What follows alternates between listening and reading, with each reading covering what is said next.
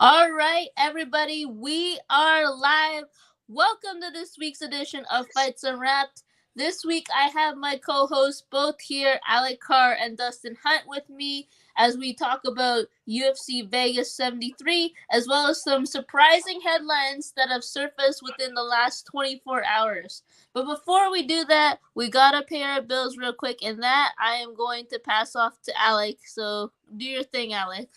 All right, guys, say it every week. If you are aging like I am, and I am aging, I get new white hairs every single day. It's pretty nuts. But you want to try to stay in shape and work out like you did in your 20s, you probably should check out rxhemp.com. The stuff is absolutely awesome. It's got some wonderful CBD creams, ointments. It's all recovery stuff. I put it on after workouts, and it feels like I'm brand new again. Carlos Condit is a huge advocate of the stuff. So, guys, make sure you check out rxhemp.com and use promo code rxhemp-usn to get 10% off your entire order. And there is a fight card this weekend. I know a lot of people have forgotten about it, but there is a card this weekend. And, we got NBA playoffs still in full swing. Lots of stuff going on in sports. Lots of stuff. So make sure, if you guys are betting, to check out mybookie.ag today and use promo code USN100 for a 100% sign-up bonus. Okay, thank you, Alec. And before we get into our headlines, we want to give a shout out to our handles real quick. So I'm going to start first. So if anyone wants to find me, you can find me at Monique Yip on Twitter. I'm at FemFatel88 on Instagram. And then obviously my name, Monique Sarah Yip, on Facebook if you want to find me. Alec, do you want to introduce your handles real quick? Yeah, guys, you can find me as always at Alec Carr MMA on Twitter. I've been getting into a lot of beefs lately about Francis Ngannou, which we'll get into a little bit later, and then about all things sports. Talking a lot about Sixers on there right now, of course, because I'm still crying every night since Sunday. So, again, follow me at Alec Carr MMA. Yeah, Dustin, do you want to, push your handles real quick on the show? Yeah, you know where to find me. I'm at No Censor Sports. I haven't been on the Twitter beefs like Alec has, but I have been looking at some of the comments between the MMA world about all that shit with Francis and all that. So I'm active on there. Just haven't exactly gotten to arguments yet, but I'm sure they'll come. All right, thank you so much, guys. So I'm gonna save that headline for last because you know what? Both of y'all, I know, are gonna go at it, not at each other, maybe at each other, but mostly about the headline. So we're gonna talk about that last. So the first thing is what Dustin brought up literally 5 minutes ago on our chat. We got Dustin Poirier versus Justin Gaethje for the BMF title at UFC 291, I believe. Okay, so that is confirmed. That was confirmed very shortly, like literally 10 minutes before the stream. So, Dustin, I'll go to you first since you introduced this headline.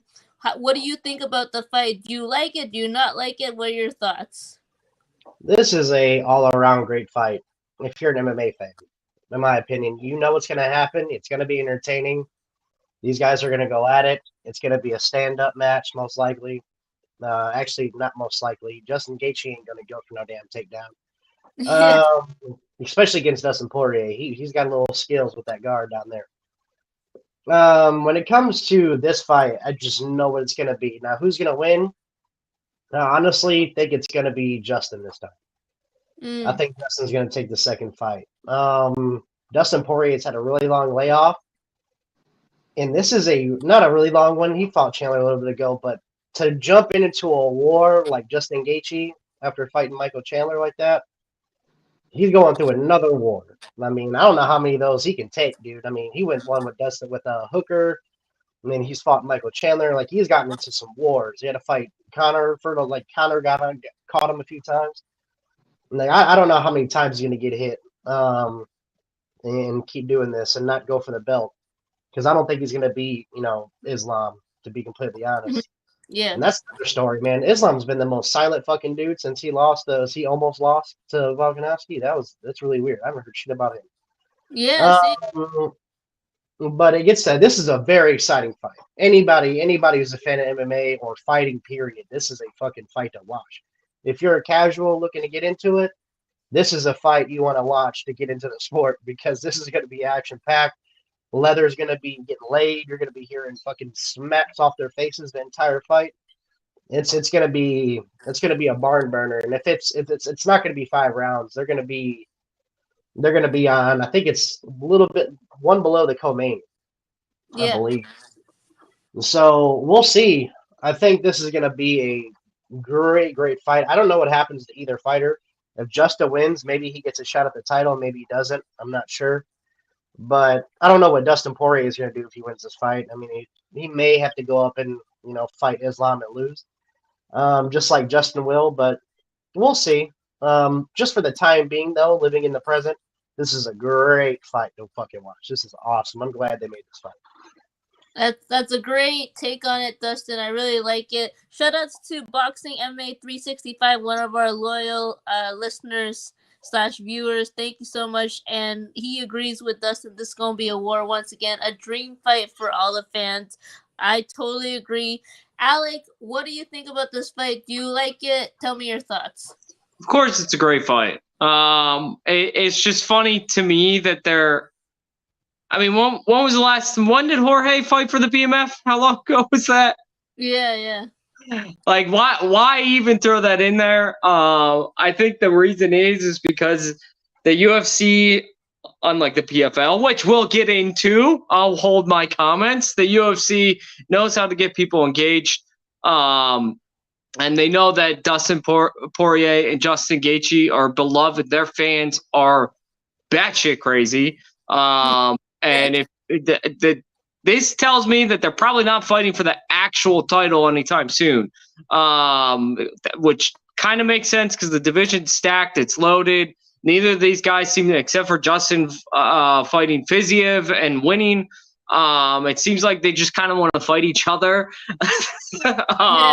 And sprinkle in a dose of Michael Chandler every once in a while with a little bit of, Conor McGregor over here too. So I think that's telling that this is probably what we're going to get. I don't think we're going to see Dustin or Justin fight for the belt anytime soon. So they're making the BMF come back and try to get those casual fans to get interested into this fight. It's just a little odd because when I think of Battis and when I think of BMF fighters, I don't necessarily. Yes, they're both bad. Yes, they're both incredible, both badasses. They fucking stand up and throw, but I don't really think of badass in the way like Conor McGregor. I don't think of badass in the way like Jorge Masvidal. So it's just kind of strange to me to throw that in there. But of course, I'm super excited for this. It's even though I think everybody that watches the show knows just how I feel about both of these fighters. This will be an absolute show.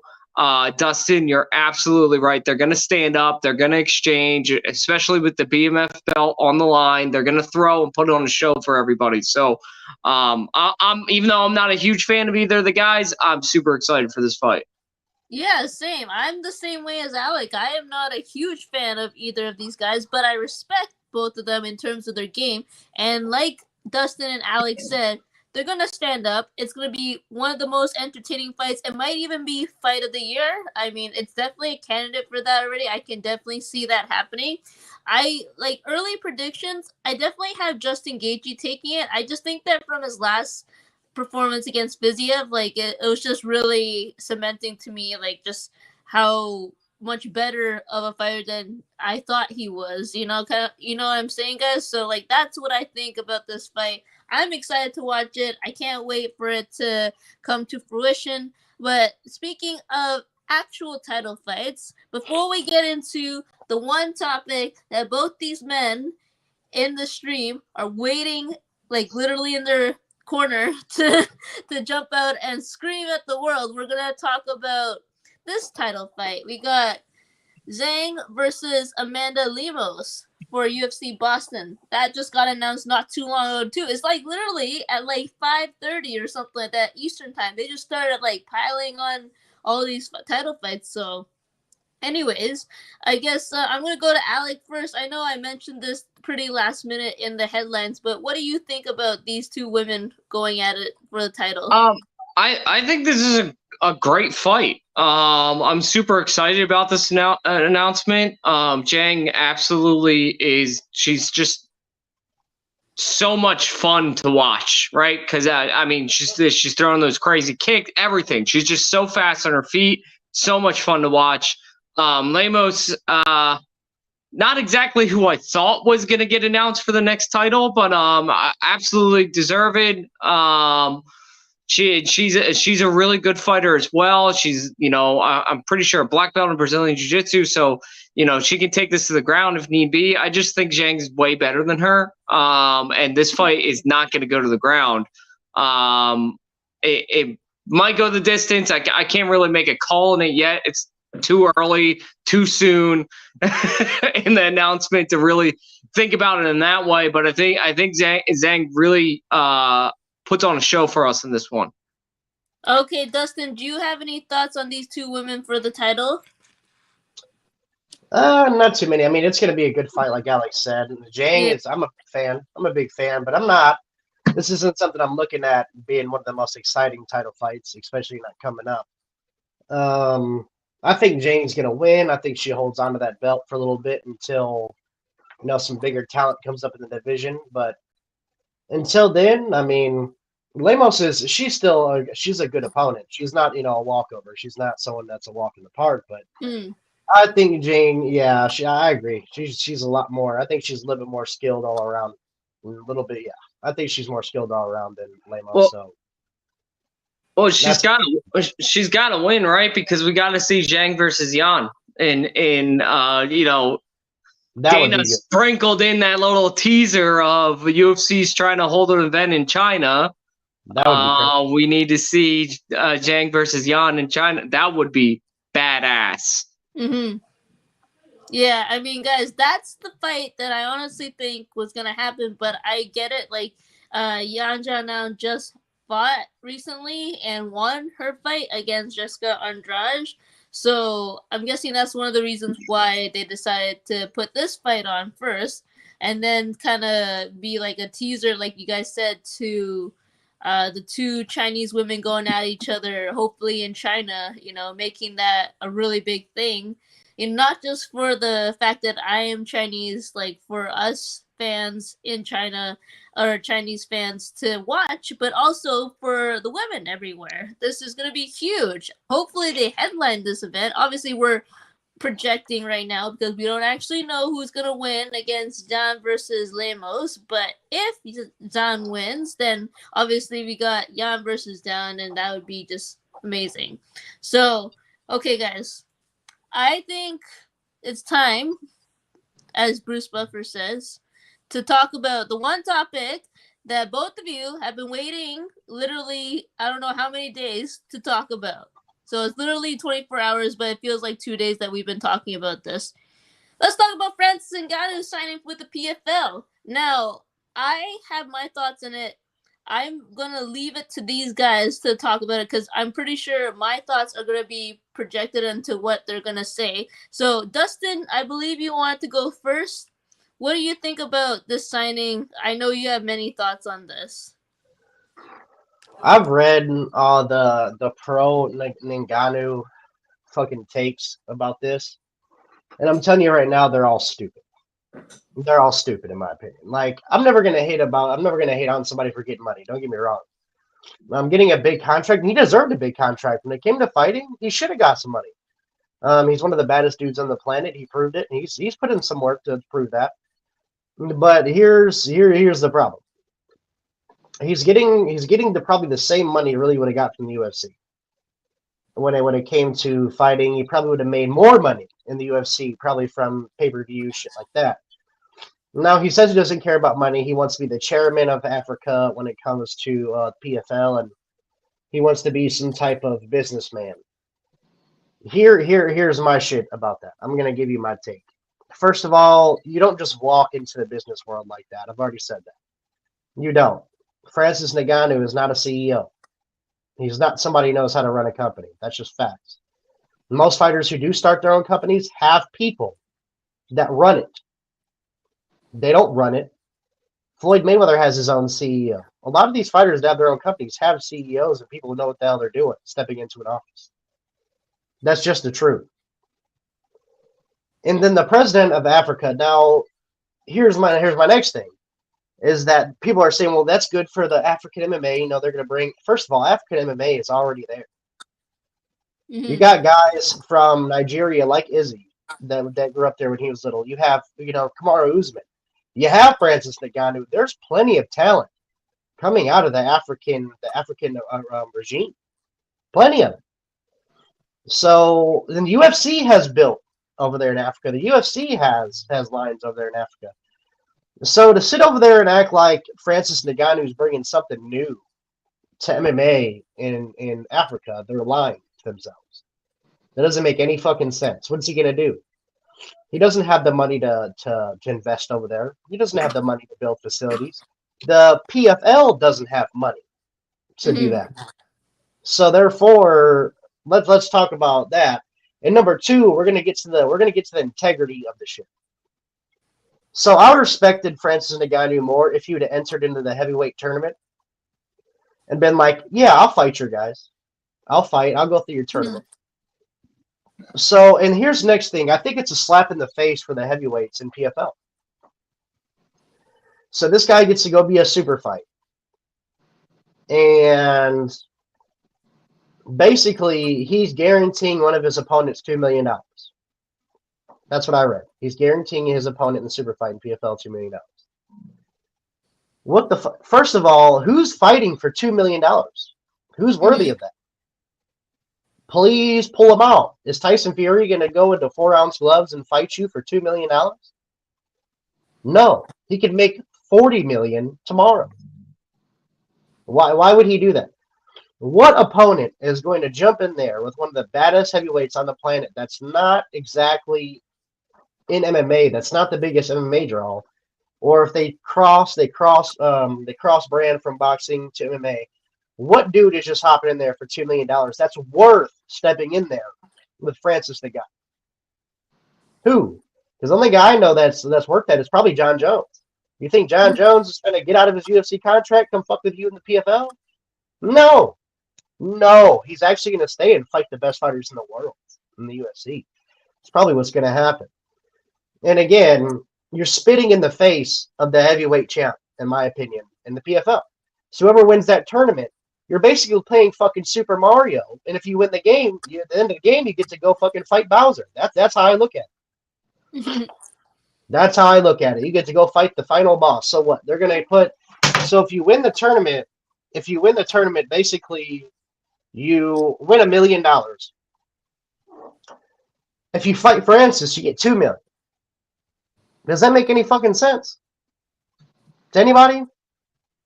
No, it doesn't make any fucking sense, period. And when it comes to Francis Ngannou, you're rewarding him for being fucking lazy.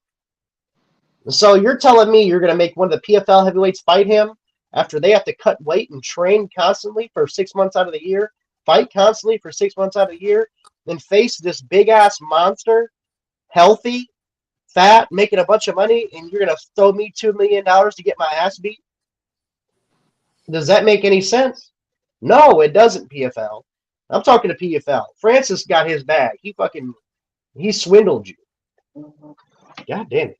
Stop doing that. Okay. People keep vibrating the shit out of my phone. All right. So basically, I don't understand the PFL's outlook. First of all, in order for Francis to get paid that much, he has to bring in that much. What PFL pay-per-view is going to be worth paying another fighter $2 million and then paying him what the fuck he's going to make? Does that make sense? And then they're talking about healthcare with fighters. PFL don't have the money to do that. What stretch? What money do they have to sit here and pay $300,000 hospital bills and shit? It's not going to happen. It's not going to happen. And literally, and then he's sitting there like, he's trying to take care of fighters. Take care of who? Please tell me who he's taking care of. The UFC is still the biggest brand in the world, man. You're not going to change that shit. And fighters are not going to just go to the PFL And then I don't get it. And then the whole thing about the PFL, because I'm a fan of the PFL, I'm pissed off they did this. Because in my opinion, they're ruining the integrity of the company. So your whole business outlook was the tournament. So you were different from UFC. You had a different market. You went and you started the spring series where you had these up and comers fighting. So that was good. You made a very good move there. And then you go and fuck up the entire fabric of your company. And you get a super fighter because you poached the UFC and you didn't poach him. You didn't steal him. The UFC told him to fuck up. So therefore, you didn't steal him. You didn't poach him. You had all the power at the table. No one else would sign him. One wouldn't sign him. UFC wouldn't sign him. You have all the power at the table you could want, and you let them fuck you. That doesn't make any sense. It makes absolutely zero fucking sense. The only person it makes sense for is Francis Ngannou, and he's gonna bury that fucking company. He's gonna bury him. And the people are like, oh, he's going to bring more attention to PFL. How? He's not going to fucking fight. Mm-hmm. Who's he fighting to bring attention to? He's going to fight once a year because he's lazy as shit. And he doesn't want to work. I'm sorry. That's just the fucking truth. If you only want to fight as much as Ngannou wants to fight, you're being lazy as shit. I'm sorry. There's plenty of guys who fight that are champions that make a lot of money who fight more fucking times than Francis Ngannou. And that's why the UFC put an interim belt the first time he won it, because he wants to fight once a fucking year. That's not how this works. Like, I don't give a shit. Izzy was a solidified champion. He fights 3-4 times a year. Like, dude, you gotta. He thinks he's the shit, and he hasn't earned it yet. Maybe if you would have waited and beat John Jones, we would have crowned you a little bit.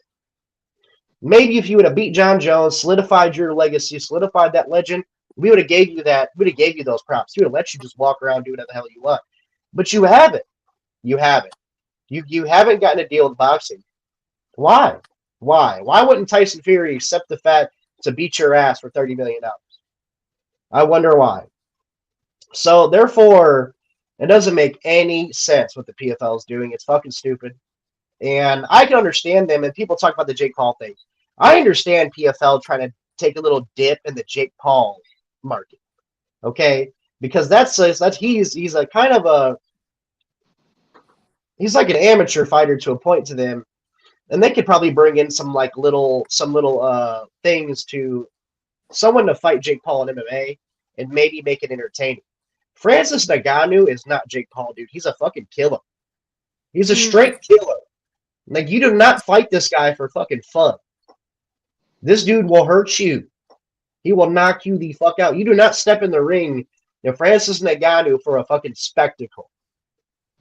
You're stepping in there for a fucking reason. For a legacy. For most likely championships. For a lot of money. Yeah, they're giving you $2 million. Where they're getting it from, don't ask me. But at the same time, it's like, I don't know what the fuck PFL is thinking. I don't. And I'm done because I'm thinking about it, and I could do this shit all day. I can go round for round for round. It doesn't make any fucking sense to me. And all you MMA fans that think this is a good thing for PFL, it is a good thing for MMA as a sport because, well, it's a good thing for Dana White. Dana White loves this shit. And he's like, damn, there goes my competition. Seriously, and PFL, if you want to be fucking taken serious in the world of MMA, this is shit you don't do. This is why the UFC is still the king. It's because y'all cannot grow a fucking brain. Y'all can't. And PFL was this close. They were getting there. They were doing the right fucking thing. They were getting fighters. They had the fighters they have. They're branding them. They're trying to make names for them. And then they do shit like this to discredit all that shit they did. So I'm done. Alex can have it. All right. Speaking of which, Alec, it is your turn. I haven't put each other's rant of the week just because I don't want it to overshadow the topic right now. But Alec, it is your chance to share your thoughts on the signing for Francis Ngannou. So go ahead. And he's stretching, so you know that it's going to be a good one. Okay. So my rant of the week's not on Francis Ngannou, right? Good for him. He swindled somebody. I don't know if you guys watched the Ariel Helwani interview. It was stupid. It was boring. I don't know if you guys watched hold on. Let me back up a second. I really do want to give credit where credit is due to Francis Ngannou and his team. They got their fighter paid. So I've been very critical. I've been hypercritical. And good for him. I hope it works out. But there's a lot of ifs in this scenario, right? So I just, I'm with Dustin. I don't know how PFL is going to make this happen.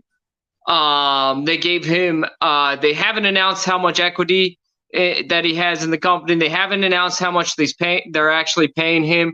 They've only announced how much they're paying the opponent. And in any business, forget MMA for a second. In any business, if a major announcement like this is made and they're not telling you how much it's worth and how, and how much equity the person's getting, it's shady. It's shady, and you should look at it with cocked-eyed because it is shady not disclosing information. Francis Ngannou is not a draw. I love watching his fights. Monique loves watching his fights. Dustin loves watching his fights. You want to know why? Because we're fight fans. Mm-hmm. We're fight fans. Fight fans, die-hard fight fans love watching Francis Ngannou. This is a guy that's never broke 350,000 PPVs. This is a guy who Stipe Miocic versus Daniel Cormier 3 outsold. And listen, again, we're fight fans. We love those guys. DC's only other fights that he's ever sold were against John Jones. He's never had a big PPV buy other than that. So that's pathetic. They're hoping that this brings notice to their company, and it certainly does. But I'll say this. They're already – you can look at the signs of how this is going to fail, right? And I really hope it doesn't because it would be good for the PFL. I love the PFL if this actually succeeds. So let me preface that by saying this, preface this by saying that first. Francis Ngannou, the announcement was made. He put out a 5-minute announcement video. Couldn't get through it. I was excited. I was pumped. I had goosebumps. I was like, oh man, he's gonna tell everybody off. He's gonna come at them. This is gonna be so great. He's gonna tell Dana White to go fuck himself. This announcement video should be amazing. I got a minute into it. I turned it off. It was so boring. It was just him talking with a blue background. It's like, dude, what are you doing? Mm-hmm. Here's another precursor, right, to why I think this is going to fail. Francis Ngannou made the announcement, huge news in the MMA world. He was trending for all of 10 minutes, and then guess who was trending above him? John Jones. John Jones was trending above him for a tweet about how stupid this was. Like, he wasn't even, after the first 10 minutes, he wasn't even on my Twitter trending feed. So it's just, that tells you exactly what you're going to get with Francis. People have loved this whole drama, right? We've talked about him. This is the most trendy he's ever going to be. He's not going to get trendier than this. So now let's get into the nuts and bolts of this deal, right? Because I'm this self-proclaimed business expert of the podcast, right?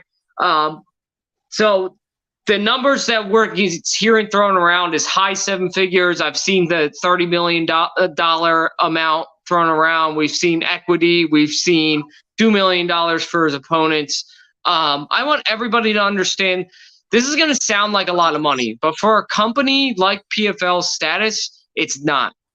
For what they're trying to do with Francis Ngannou, this is not a lot of money. PFL is only worth $500 million, and that was only because they had a recent investment from Alex Rodriguez, which if they're touting they're worth $500 million, but it's based off an investment, that's scary. That's telling me they're inflating their own numbers and their own value and the reason they did it was probably because of their half-assed attempt to purchase Bellator. And Bellator gave them a price, and they were like, well, we can't afford that. And it was like, of course you can't. You're only worth $500 million. You can't purchase Bellator. The UFC's worth $9 billion, and it can't purchase Bellator. What do you think you're doing? So let's just say that 30 million number's right? A $500 million company is paying someone $30 million. Let's just say they're paying him $30 million for his one fight. That's 6% of the company. They're paying one fighter 6% of the company's total value, not their revenue, their value. Revenue's totally different. Revenue, they might not be at $500 million for revenue. They're probably much lower than $500 million, but they're going to pay him 30%. I mean, sorry, 30 million, which is 6% of the company's value. How can you do that? That doesn't make any sense. So probably not going to pay him $30 million for one fight, right? Because they can't. They actually can't do that. So they gave him 6% equity in the company, right? They gave him all these fancy things. He's a chairman of the African subcommittee, whatever the hell they're calling it. Great. Dustin already touched on that. I have no other comments. There are tons of African fighters out there right now. Manuel Kopp, Chidi Njoku, Kennedy. Like you can just list them forever right now. Could there be more? Absolutely, there could be more. The UFC's already in Africa though, so good luck, PFL. Good luck. So that's great. Now giving him equity, they just gave Jake Paul equity. They just created this super fight division when Jake Paul was given equity. That's great. Super fight division. I agree with you, Dustin. On some points, it is stupid. It could be really entertaining though. Like if the UFC did a super fight division, you could do like Conor McGregor versus Usman. Like you could have a lot of fun with that, right? Here's the issue. And I know Dustin, and listen, I love the PFL too, and I know Monique loves the PFL. Their roster sucks, especially their heavyweight roster. They lost some guys in their offseason, some key guys in their offseason. Their heavyweight roster sucks. Can either of you name me right now the champion of the heavyweight roster? No. Exactly. That's my point. The heavyweight roster champion, and we all know who this is hold on. I want to make sure I pronounce his name right. Ante Delija. So he's going to fight. Just watched him fight. I know the other champion, Capeluzza, the Brazilian. Yeah, Bruno Capeluzza. Right. So you're going to tell me it was worth giving 6% of the company and paying the fighter $2 million for one fight against Bruno Capeluzza or Ante Delija? Come on, guys. That PPV does $20K. Like no one's paying to watch that. I don't care if it's $20. I'm not paying to watch it. I'm not gonna go. That's literally what I said in my tape. Yeah, I know. I'm not gonna spend $20. I think their PPV's at 45 right now. I'm not gonna spend $45, $50 to watch Francis Ngannou absolutely annihilate a bum. These guys suck. They couldn't hold. They wouldn't even be in the.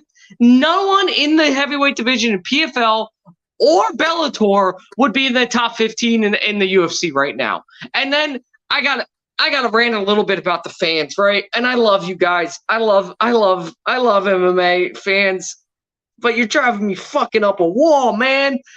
Like seriously, I'm seeing posts of people putting like they're PFL signing Francis Ngannou and Cedric Doumbé, the one championship having killer cards one after another.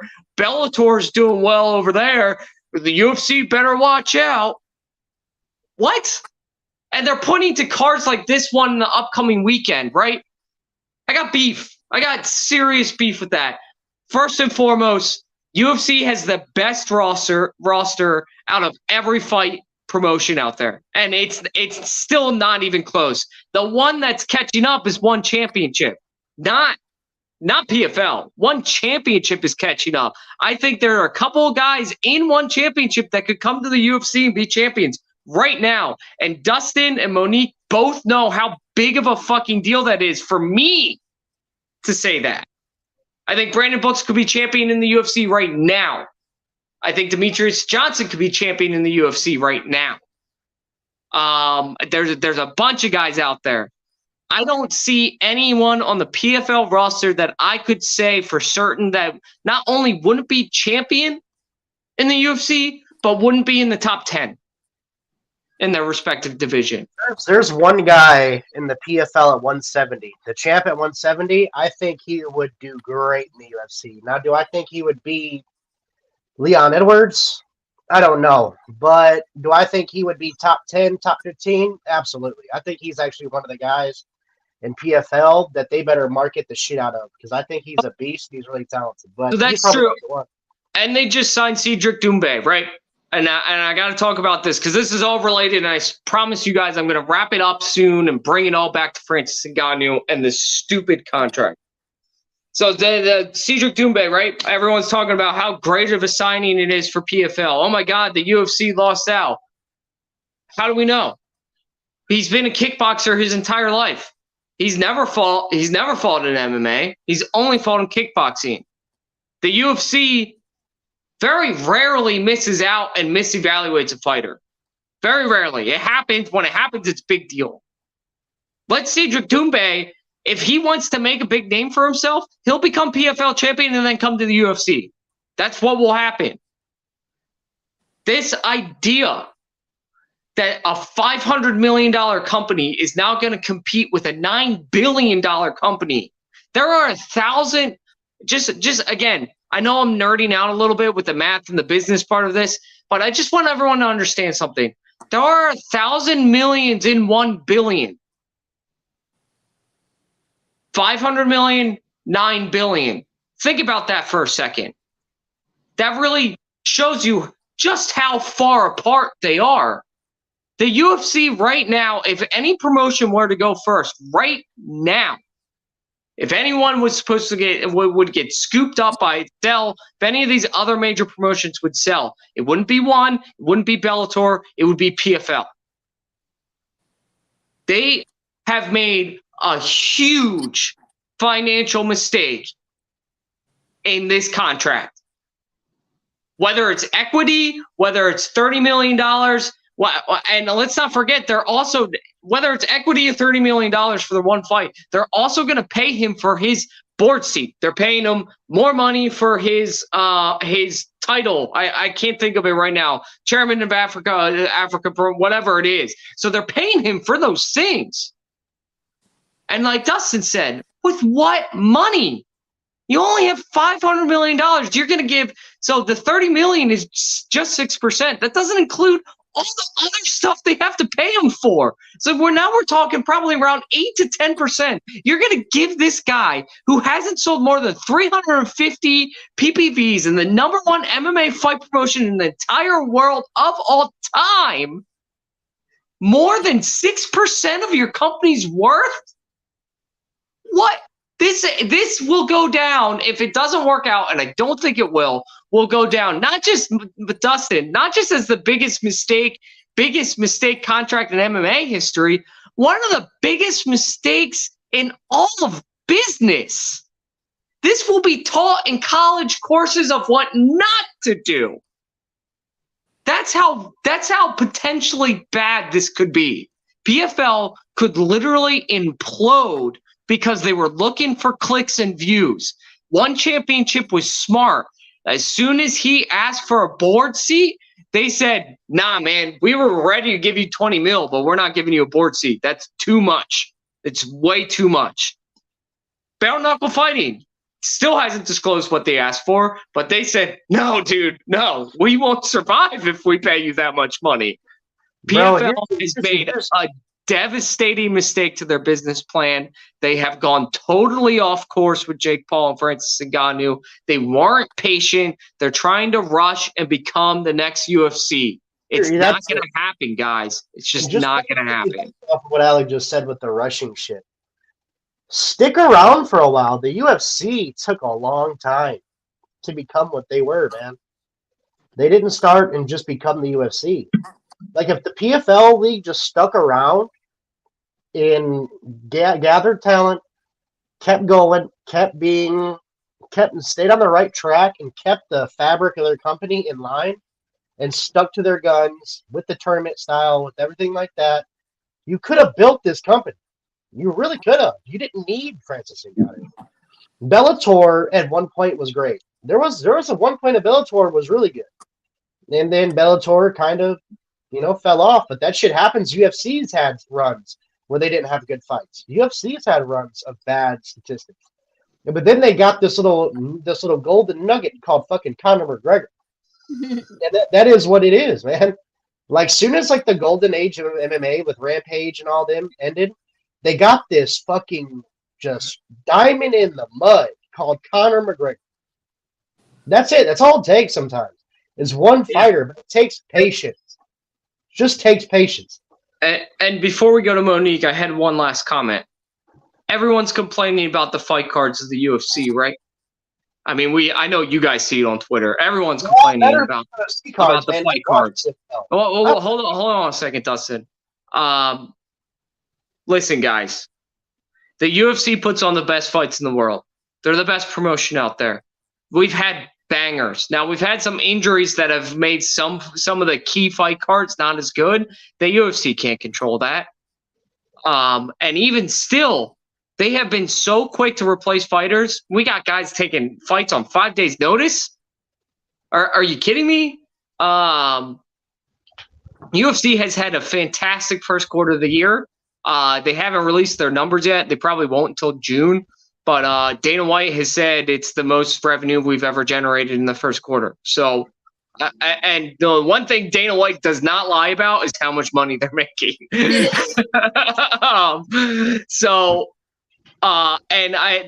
These cards like this, because a lot of people are pointing out this card as to why the UFC is going to fail. We as fight fans asked for this. We asked for more cards. We did. What did you think was going to happen? There were going to be more mediocre cards. They're not going to do more. There's only a certain number of champions. What do you want the UFC to do? Do you want them to create more belts like boxing did and ruin the sport just like boxing did? Is that what you want? No. Stop complaining. There's fights almost every weekend now. It's fantastic. Who cares if it's not a championship fight? If you're getting upset that there's not a championship fight every weekend, I'm sorry, you're casual and just shut up. There's more fights than ever before. This is an exciting time to be an MMA fan. And people are complaining that some fights aren't as good as others? Well, again, what did you think was going to happen when they agreed to do what we've been asking for since the UFC started? We wanted more. More. I still want more fights. I hate when they take a weekend off. I'll take another trash card just to watch the fights on the weekend. I'll tell you right now, and I'll tell some of y'all, some of those fucking title fights are boring as shit. Yeah. I love Israel Adesanya, but I've bought one of his fights where I wanted to throw my fucking TV. The fact that I think he should Venmo me $70. At least one fucking fight. Like, he should be nice and just cash at me, do what the fuck he needs to do, and send me $70. Because he has robbed the fuck out of me before. And there's a few champions and a few cards that have robbed the fuck out of me before. Not all title fights are fucking exciting. I'm sorry. I think Dustin Poirier and Justin Gaethje is going to get more fireworks than some title fights. Like, title fights are just fucking. It just depends who it is, man. It depends on the drama around it. It depends on if you're not like Francis Ngannou and you're boring as fuck. I'm gonna tell you right now, it takes a special person to sell a fight, and I don't give a fuck if it's for a belt or not. You can sell a fight either way. And if you're pressed over a piece of metal, then nobody really gives a shit. Not even the champion. Not all the time is the fucking best fighter. Fucking Colby Covington's getting a title shot. If he beats Leon Edwards, that's gonna be fucking embarrassing. I'm gonna be like, man, Jesus. I can't even. No, title fights are not. Let's go to Monique, though, because I'm really interested. I know we're pressed for time, but I'm really interested on your thoughts of this whole thing with Francis and the PFL. Yeah, so I am totally with you guys. I think you brought up some amazing points. When Dustin was talking about how the UFC, it took some time for them to become where they are. And then they got this diamond in the rough named Conor McGregor. I believe that PFL is trying to force that, obviously. It's pretty obvious what they're trying to do is they think that Francis Ngannou is that diamond in the rough that is not someone that, just came out of the roster that they just signed, as a newcomer that had to work his way up. It's Francis Ngannou. Like, he has some merit to him in some regard. Sure, okay, he was champion at one point, and then basically what happened was just a bunch of things in the UFC, and he never got the chance to face John Jones for the title. So that kind of I feel like that was a really big opportunity that was missed, but clearly he didn't want to fight John Jones. It's pretty obvious about that. So I think that PFL's trying to force that whole Conor McGregor-esque story to happen in a way, but it's not the same. He's not like someone who's super marketable in a way, in my opinion. I think that he's kind of boring, like Alex said. I think that he's super lazy. He doesn't want to fight multiple times a year, and that speaks volumes as to what kind of fighter he is and what kind of person he is.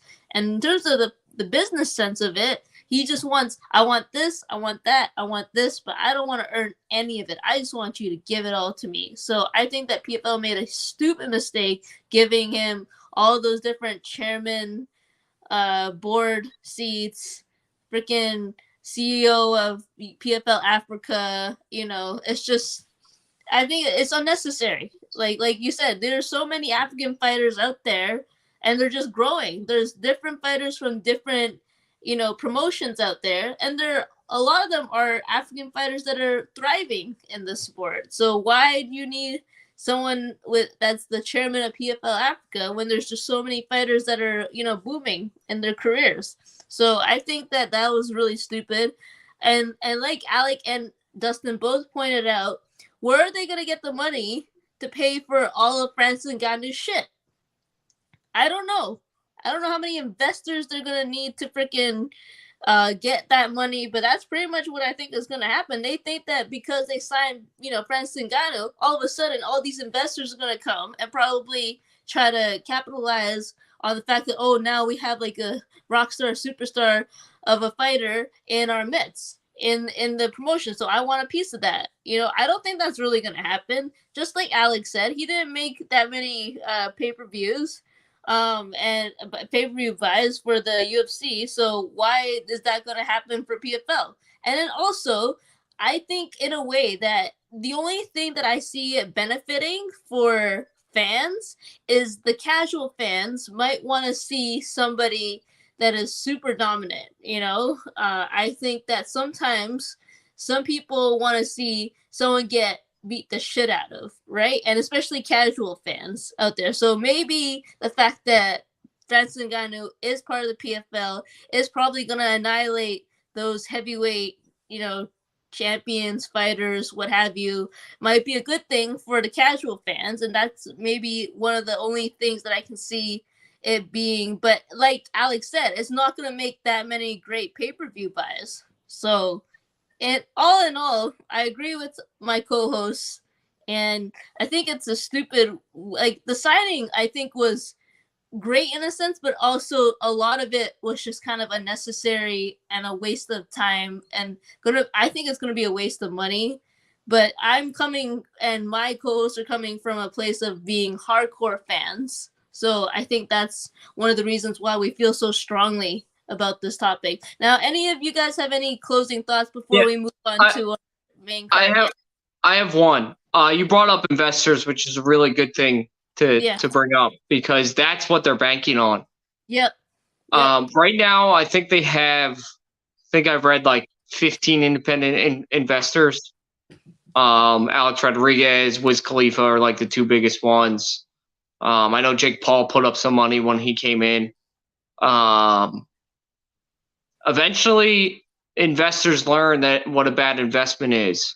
Yeah. And you're not talking about like Endeavor coming in and buying the UFC like they did. and investing a shit ton of money into it because they were $1 billion corporation before they purchased the UFC. You're talking about Alex Rodriguez, Wiz Khalifa, and Jake Paul. That is not a sign of good investment.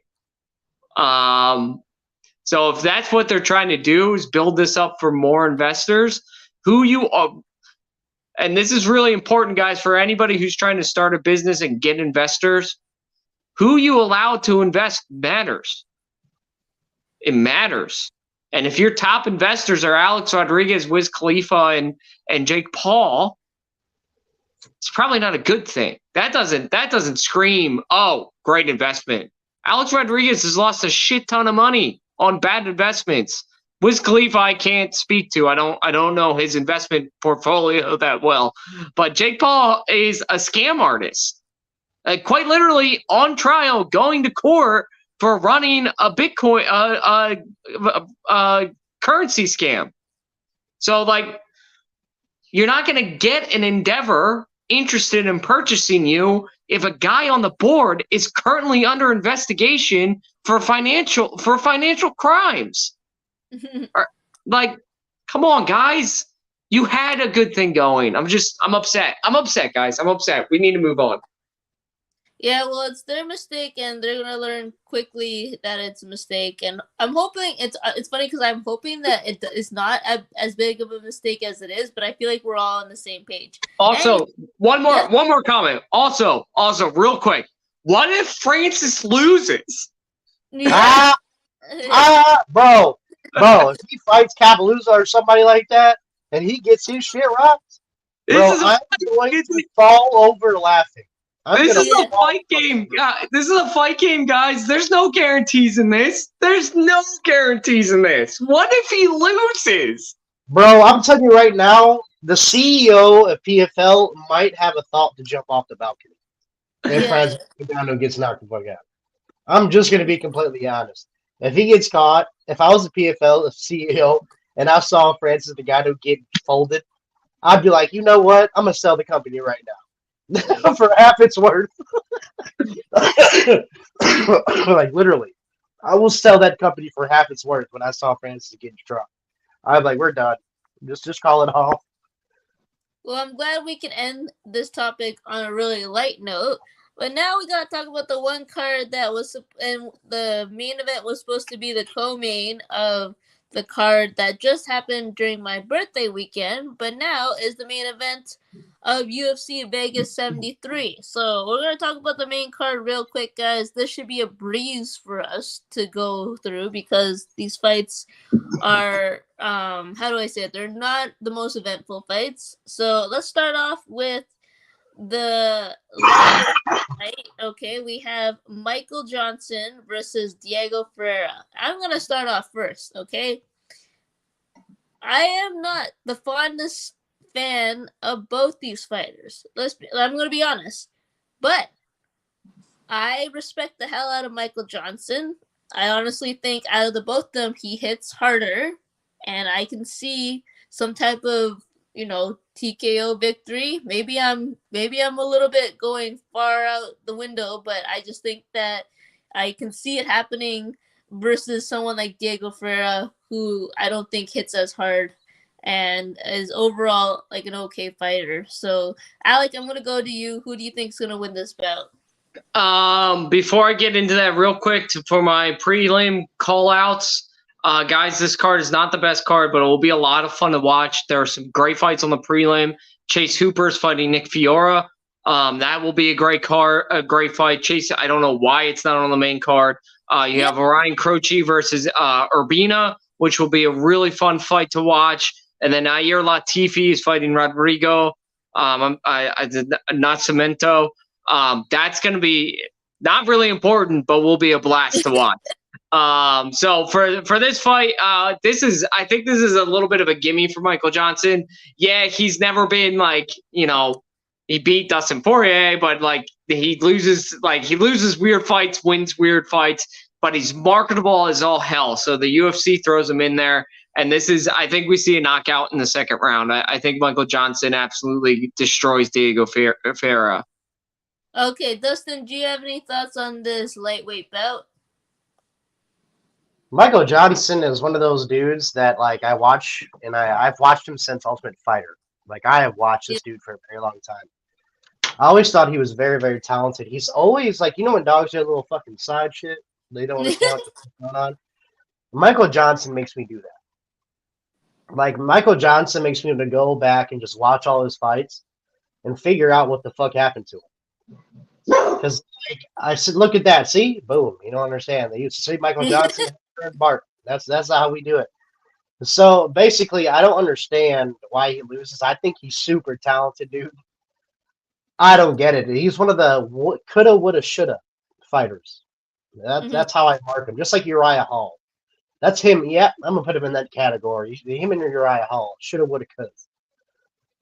I don't understand why he loses. I think he beats most guys. I root for him in every fight, man. I'm always gonna root for Michael Johnson. He should have been way more than what he is. He was probably like one punch away from knocking out Khabib. Mm. God damn it! You could have saved all of us of watching that shit. You could have just knocked out Khabib. We all could have fucking got over it. But no. Tell you what, Michael Johnson. But I'm rooting for you. I still love you. I'm a big fan. You're super fucking talented. Just please win. I need you to win. I need you to get a run or something because you are too talented. And Chase Hooper, by the way, him and Sugar Sean are related, bro. They just won't fucking admit it. I promise you they're cousins or some shit. Now, why his skinny ass is still on the prelims, I don't know. Because I've seen Dana put people who just came out of the LFA on fucking main cards where the main event was actually marketable. So I'm not exactly sure why he's still on the prelims, but go Michael Johnson, bro. Come on, do something. I need you to go on a little streak or something. It's almost over. Your career's getting it. I need you to keep going. I hear you. Good on Dustin and Alec. We're all on the same page for this one. Now we're moving on to the welterweight bout between Andre Fialho versus Joaquin Buckley. Okay, I'm going to start off again. You know why? Because I thought I liked Joaquin Buckley. I thought that, his KO victory was going to be long served, but for me, it wasn't. And I just thought that, his performances the last few times he's fought weren't as impressive. Like I felt like he was gassing a lot, but maybe that's just me kind of projecting and really analyzing all these fights. So I have Fialho, the Portuguese, winning this fight. I just think that he does hit a little bit harder than Buckley, so I can see something like a TKO victory. I might be wrong. Buckley is usually very fast, but he does gas out, I find, after a few rounds. So that's just my take. I'm going to go to Dustin first. Who do you think is going to win this welterweight bout? I'm cheering for Buckley. I'm actually cheering for him because he's just like Michael Johnson, in my opinion. Super fucking athletic. He has a stupid amount of potential. And somehow he loses. Like at that point, just change your camp. I don't know what he's doing, but he's too talented of a fighter and too good of a fighter, in my opinion, to keep losing to scrubs. And I'm not saying Chris Curtis is a scrub. I'm not saying that because I'm a fan of Chris Curtis. But I'm not going to be completely honest. Buckley, with the talent level he has, he shouldn't lose to Chris Curtis. That's just my opinion. He should beat guys like Chris Curtis. He was bigger. I mean, he has more physical tools. He should have got him. But at the same time, I'm always cheering for him. I think they put him against this guy on purpose.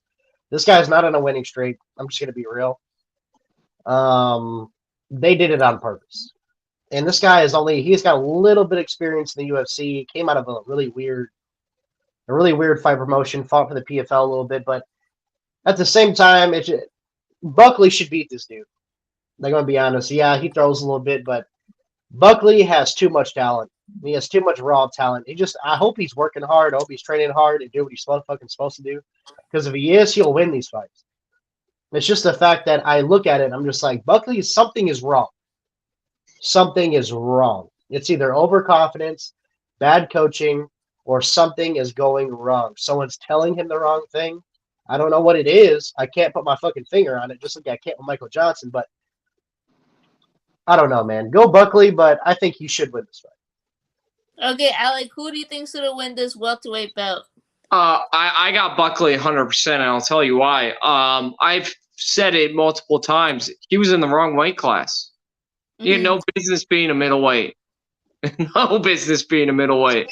No, man. I wouldn't say that, bro. He's huge. I'm sorry. I mean, he's not. He's only 5'10". Like he's not this 6'3" lanky guy. I think being in the welterweight serves him much better.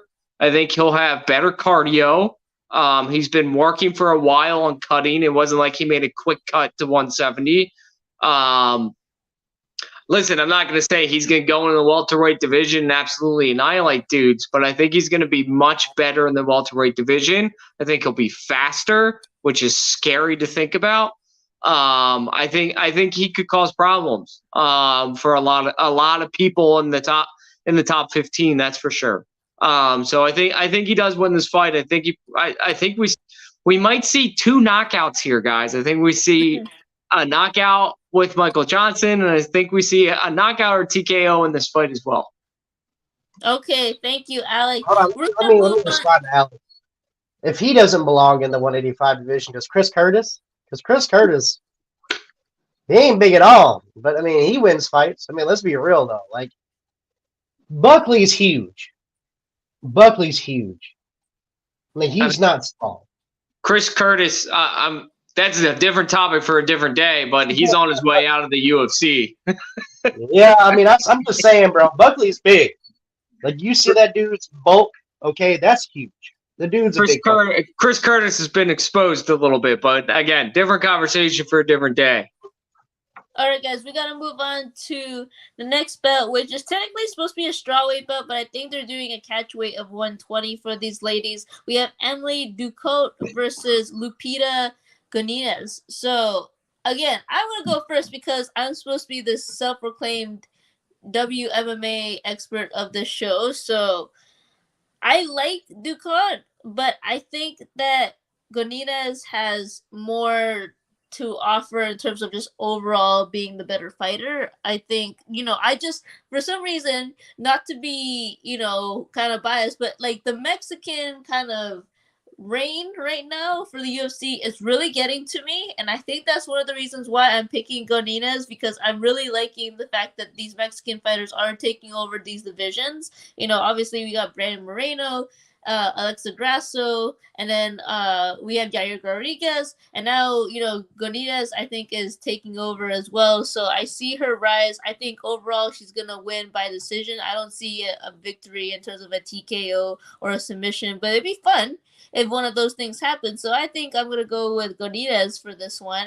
Dustin, I'm going to go to you first. Who do you think is going to win this ladies strawweight belt? I'm going to be real upfront with you. I tried my best to learn something about both of them. Like, I looked at this fight because I was like, I don't know them, so let me look at them. I couldn't gather much. Like, I'm going to be honest. This is like one of those fights, like, I just have to see. Like, I try to gather something from face value, see who they fought, see who they haven't, and I just couldn't gather too much of an opinion, to be real. Like, I didn't see anything that flashes about either. This is let's see. This is where Chase Hooper should have been, yeah. But we'll see. This is a tough fight for me to judge because as much as information as I try to gather, there just wasn't enough for me to make an educated decision.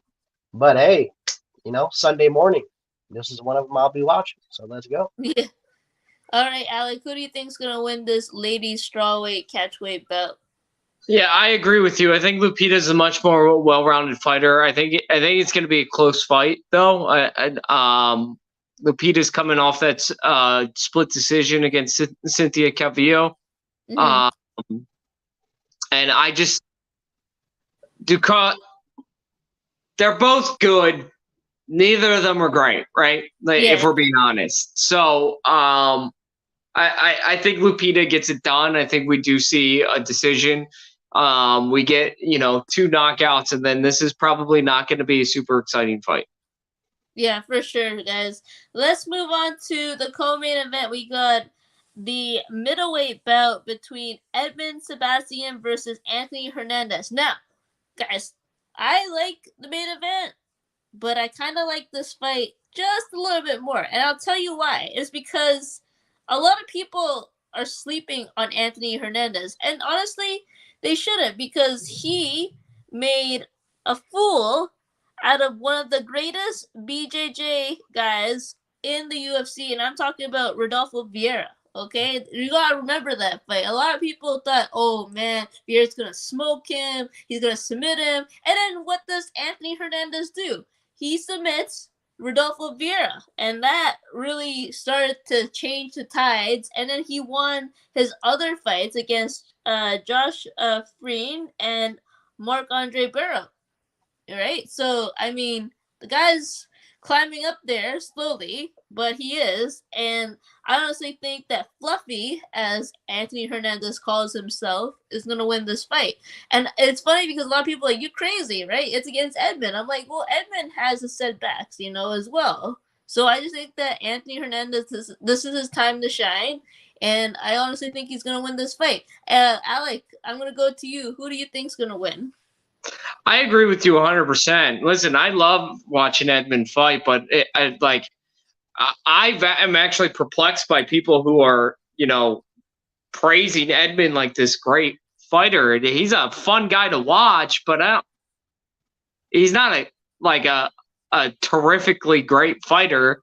And Anthony Hernandez is one of those guys that's just, he's got this quiet talent, right? You don't, he's not really assuming when you look at him, but he can do a little bit of everything. He shocked us with his ground game, like you talked about, and he did it again just recently with the arm triangle, I think. He is a very underrated fighter in this division. I'm excited to see what he can do.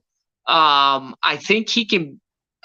I'm trying to pull up the rankings right now. I don't think he's officially ranked in the middleweight division right now. Unless I'm wrong, he's not. I think we can. I want to see him fight someone in the top 15. That's what I want. Because I think he does have a lot of potential. I think he can take you anywhere. He's 29 years old. So he's got a lot of fight ahead of him still. And he's clearly worked on his ground game recently. He's got decent stand up. He's just one of those guys that's good everywhere. He can stand up with Edmund, and then if he gets in trouble, he can take Edmund down. So I think we see another decision here, but a very exciting fight. I think this will be a fun decision to watch. All right, Dustin, do you have any thoughts on this middleweight bout? This one's hard because I like both of them. Mm-hmm. So this is one that, you ever watch the Super Bowl and like both teams, and we're like, I don't give a shit who wins. See, I was just watching this game. This is kind of how I am about this fight because I like both. I enjoy watching both. Damn, yeah, it's like picking. I gotta disagree with you too. I think Edmund's gonna win this fight. I don't think Hernandez gets it. That's just my opinion. Yeah, it's very hard to choose. I think they're both just as good. I think it's a very, very even fight there when it comes to the both skill sets. But I don't know, man. I'm just leaning towards Edmund. I can't see Hernandez winning. Do you see him winning by decision because of his stand-up being a little bit better than Anthony Hernandez? I don't think Anthony Hernandez is going to be doing much taking down. I'm just going to be real. Okay. No, I don't think he's taking down Edmund. I think it's going to end up being stand-up. I think if Hernandez wants to win, he's going to have to get real active on the feet. He's going to have to walk in there and put his chin down and start fighting. If he stays lazy and he stays complacent and lets Edmund just kind of walk in, he's going to lose. There is going to be no taking down. That's not going to happen. I think Edmund's a little bit better than that. But when it comes to if he brings the fight and he actually brings the aggression, I think if he steps in there, he's not scared to get hit, and he's okay with kind of getting in there and facing Edmund, toe to toe. I think he has a better chance. But if he stays out, if he gets tagged and bounces out, no. I think Edmund's going to win that fight by decision. I don't think Edmund finishes him, but decision, I could give him at least a 29-28, if not 30-27, depending on how Hernandez fights. Okay, we shall see during this co-main event. We are at that moment. We are going to talk about the main event of the evening on Saturday. It is the strawweight bout, which was supposed to be considered the co-main event of last week. It's Mackenzie Dern versus Angela Hill. Okay, I'm going to go last because you guys had your rant. This is going to be my rant. And it's not going to be as long as yours, but it's definitely going to be a rant because I thought so long and hard about this fight. I had to fight a lot of demons, inside of me talking about this fight. So I'm going to go to Alec first. Alec, who do you think wins this main event for the strawweight division? I mean, this is a pretty easy pick for me. I don't really have a high opinion of Angela Hill. Period. I don't know. I'm okay with Mackenzie Dern headlining the card. I don't like what has Angela Hill done to deserve to be a headliner? If we're being honest, what has Angela Hill done to deserve a fight against Mackenzie Dern? Like I know she beat her last win on Emily Ducote, and then she also beat Lupita, who are fighting each other, which is pretty funny. But like I really don't understand this fight. I think Mackenzie Dern's the better fighter. Of course, Angela Hill is probably better on her feet. But Mackenzie she has a way to work in those takedowns and a way to get inside and a way to beat people on their feet. Even I don't think this is close. I think we're going to see one of the easiest decisions we've seen all year in this. I'm just going to be bold and say that. I think I'm baffled. I am. I'm just baffled by this fight. I think Mackenzie Dern probably has a chip on her shoulder because of being offered this fight. And we're talking about Mackenzie Dern, who's lost to Jan and Marina Rodriguez. Like Angela Hill, I get it. She's a veteran, but I mean, lost to Gadia, Michelle Watterson, Tisha Torres, Amanda Lemos. She reminds me of, she's like the female version of, this is going to sound terrible, but I'm just going to say it anyway. She's like the female version of Clay Guida. My God. What are you still doing? And she wins every once in a while now, but what are you still doing in here? Like I don't get why she's still in the UFC, to be honest with you. I'm just going to throw it out there. And I don't mean to disrespect Angela Hill. I'm really not saying that, but Mackenzie Dern, I just think annihilates her, to be quite honest. I think she's going to overwhelm her with pressure and get her against the fence, and then just this fight's going to be a quick obviously it's not a quick decision, but it will be an easy decision for the judges to make.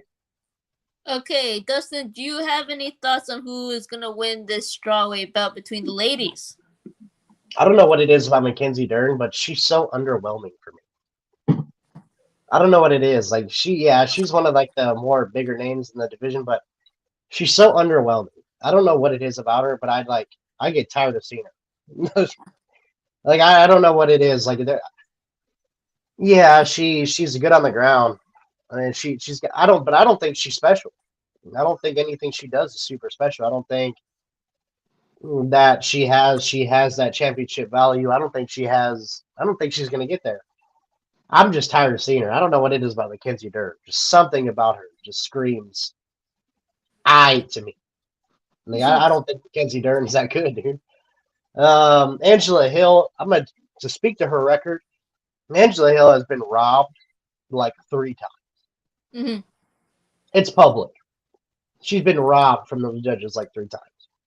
She should have won probably 3 more fights in her UFC career. And like the Michelle Watterson one was disgusting. Was it was it a physical looks contest? Was it because Watterson was prettier? I don't fucking know.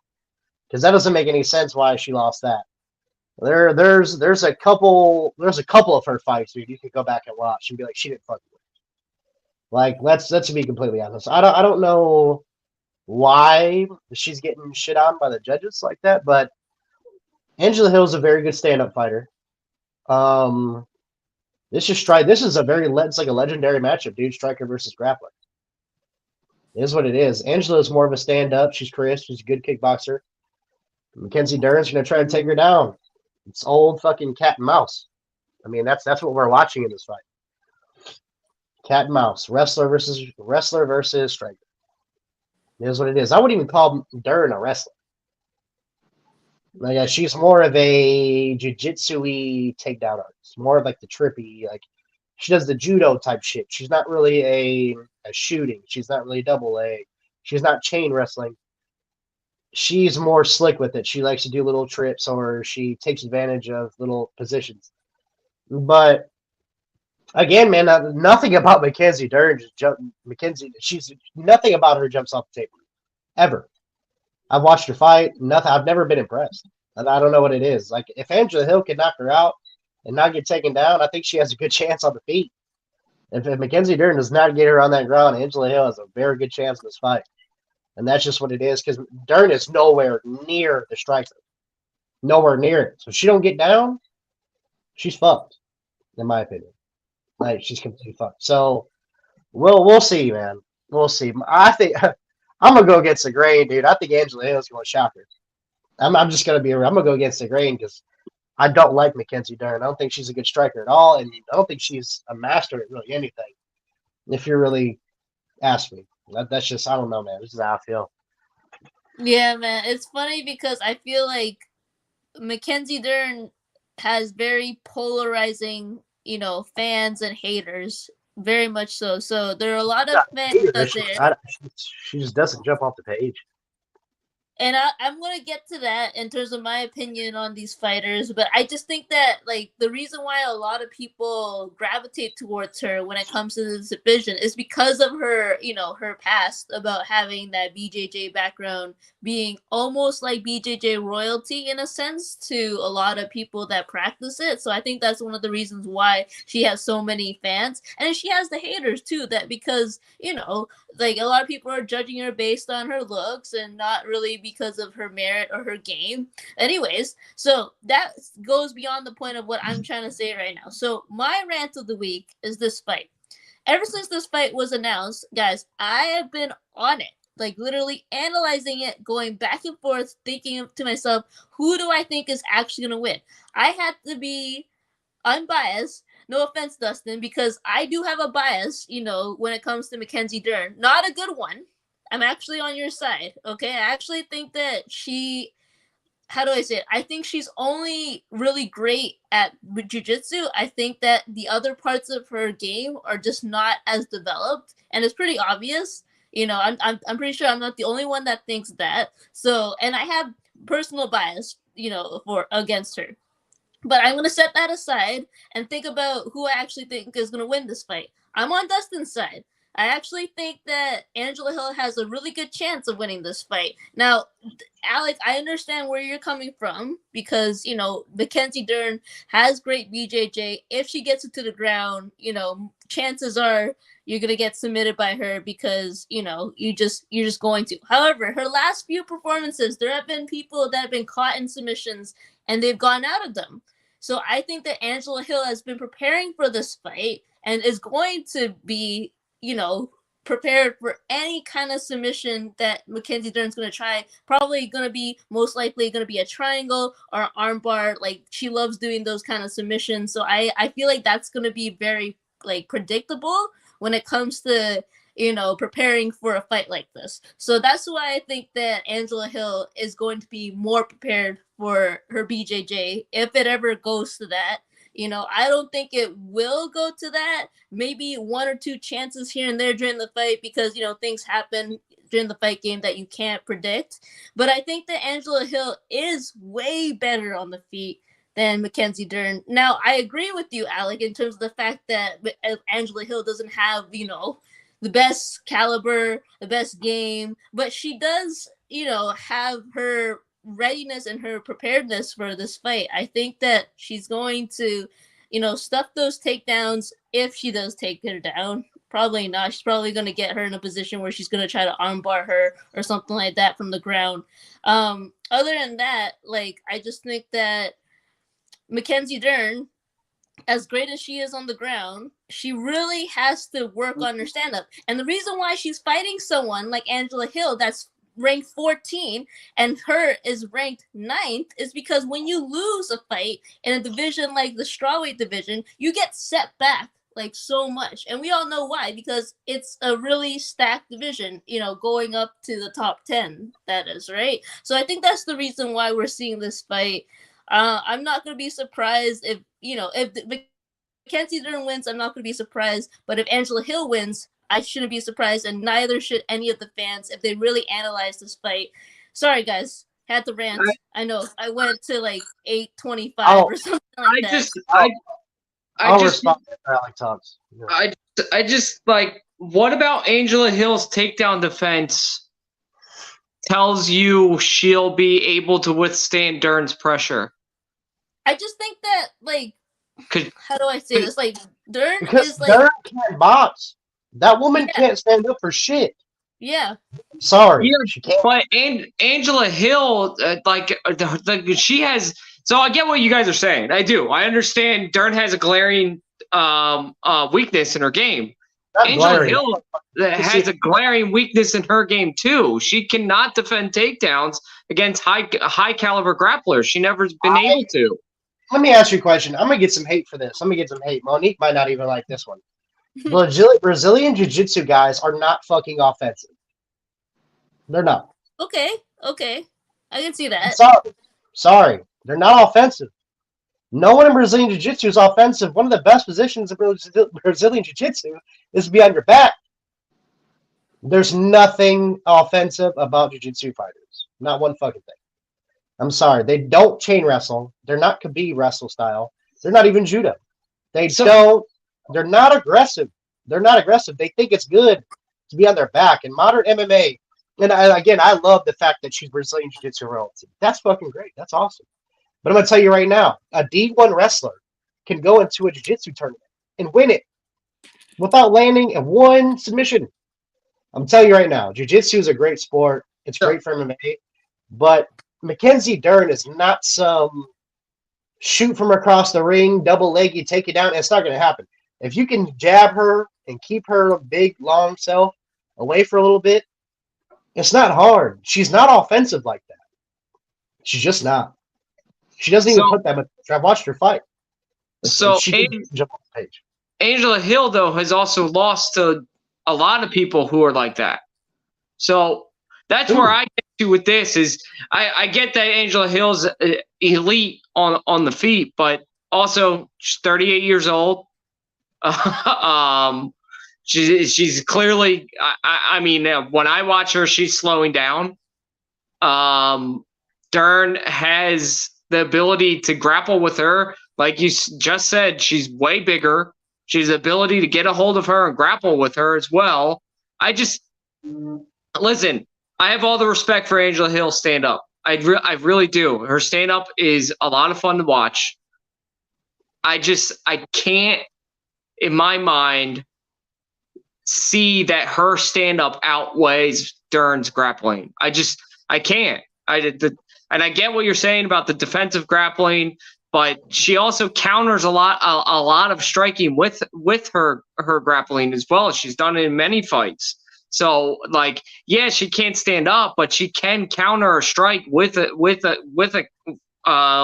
either a clinch or a takedown. She's done it her entire career. I'm a little biased against Dern because she's one of those fighters that I think she's not her. She's one of those girls, in my opinion, that gets credit she don't deserve. There's so many other fighters. Beating Angela Hill. Beating Angela Hill doesn't make you a championship contender. Exactly. But that's what I'm saying, though. Mackenzie Dern is like Paige. She's not on the level of like Paige Van Zandt, but she is one of the fighters that are prettier and they're females, and they get a little credit.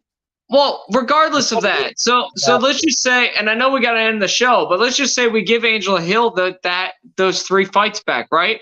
She's 15-9. That's still She'd be in a not much better position. She'd be in a much better position in the division, big time. If she had to give her those 3 fights, she probably would have got a better chance. They robbed her. Like, come on, dude. They robbed her. They killed her. I mean, I get it, but a win over Michelle Waterson, even if they give it to her, which I agree, she beat Michelle Waterson, but even if they give it to her, that win would not have aged well. Michelle Waterson is not, and I say this with all respect to her because my fiance actually knows Michelle Waterson, so I don't want to disrespect her, but like, we thought she was going to be this incredible show every time out, and we haven't gotten that from her. So I root for her every time she fights. Again, just in case she watches this, I do root for her every time she fights. But my point is, Angela Hill, just like you guys are saying about Mackenzie Dern, Angela Hill doesn't do it for me either. I mean, listen, I'm sounding like a huge Mackenzie Dern fan, and I'm not. She's never going to be a champion. She's never going to be a true contender. She's just not good enough to do that. But I think she's better than Angela Hill. That's my only point, especially a 38-year-old Angela Hill. I can give you that, especially on the ground. I mean, I can give you that. Yeah, no, I agree with like both your points, and I'm trying not to be biased when it comes to analyzing this fight. I just think that, like, I had this train of thought, and then all of a sudden it got moved away somehow. But it's just that, like, when I see Mackenzie Dern fight, it's like she doesn't really, like Dustin say, like, just go for the attack. Like, she's very like, I'm gonna try to freaking strike with these people. I'm like, why would you do that? Like, you know, she does it all the time.